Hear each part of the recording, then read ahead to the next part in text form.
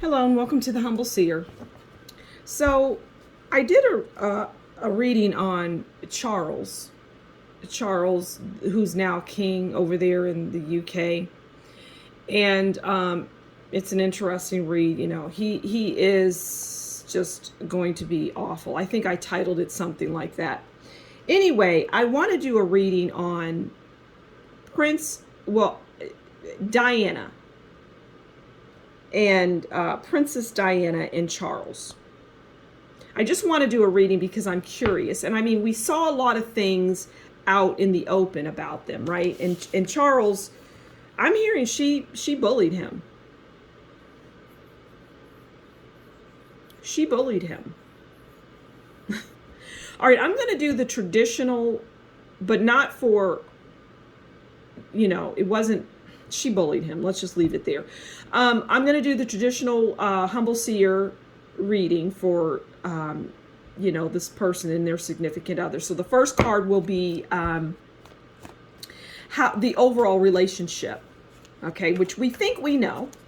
And then I'll pull one on how Diana views Charles and how Charles, well, I should say viewed, and how Charles viewed Diana. And he viewed her as a bully.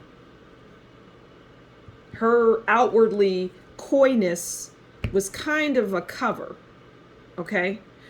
But we'll get into it. Okay, so this is the overall relationship. This is how she viewed him.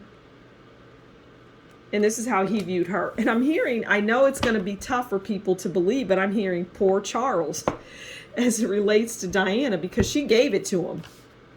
All right, so the overall, if we can get it up, is strength. Okay?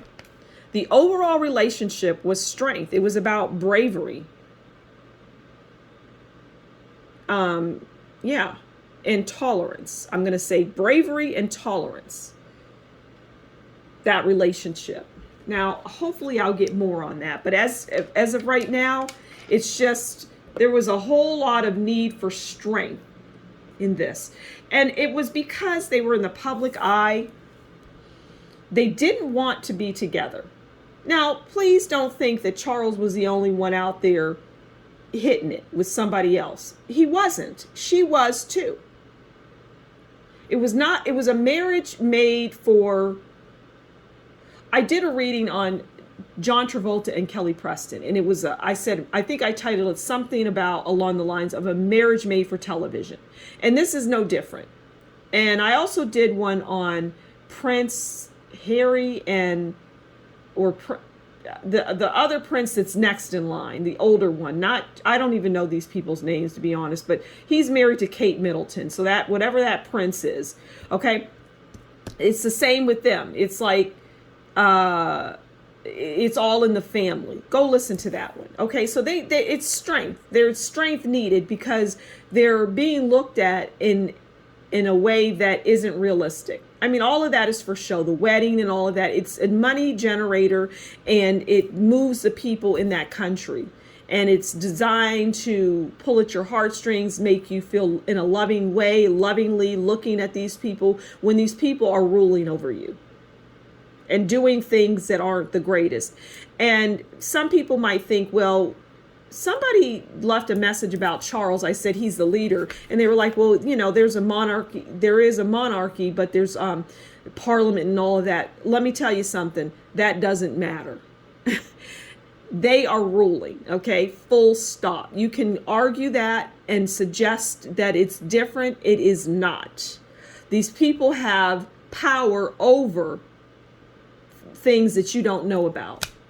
You might think the leader is out there. Do you honestly think that leader, whoever it is not going to meeting with the king now, or at the time the queen, making decisions based on what the queen wants? If you don't think that's happening and you think that it's just parliament and all of this doing things, then you are living in a Mickey Mouse world.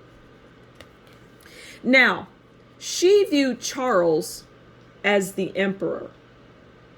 Okay, Charles is the emperor. Now, I said earlier that she was, she bossed him around. And you might think, well, how did she view him as the emperor when the emperor is about rules and they set down the rules? Well, the emperor is less about Charles and more about the monarchy itself, or whatever that thing is called, right? Where these people are supposedly, ruling over you, even though nobody can do that. It's just all in the mind. But irrespective of that, you would think, well, she's the one that's ruling over him, and you would be correct. But as it relates to his family, excuse me, that family ruled over her. Not so much Charles, but that's how she saw it. But she saw Charles as a pushover, just out there doing his thing, just like doing whatever he felt like doing, which is why he's going to struggle in this new role, because, he was always the mother was doing everything. All right. Now, he viewed her as the lovers. Charles viewed her as the lovers. Now, the cards are being funny. True love, compassion, good decisions, end of troubles. Okay, that's what the lovers means. Now, Charles, in no way, shape, or form, viewed Diana as far as a relationship, because he had that Camilla Parker Bowles, or I don't know what that woman's name is. I think it's Camilla Bowles, or who cares? Anyway, excuse me. He had somebody else, so he didn't view her in the relationship as the lovers. He viewed her as, because the lovers is true love, it's compassion. He viewed her as a very compassionate person who had true love for things outside of their marriage, right? He viewed her as a compassionate and caring and loving person, which she definitely was. And she used her, we could say, power to be able to do things in a compassionate way. But there was only so much that she was able to do. But she did a lot when she was the princess. She did a lot. And so yeah, this was not a marriage behind the scenes. And she bullied him, and she really got on him, and just kind of, she'd go off on Charles. Charles is a big child, is what I'm hearing. He is a man-child. And he can throw tantrums.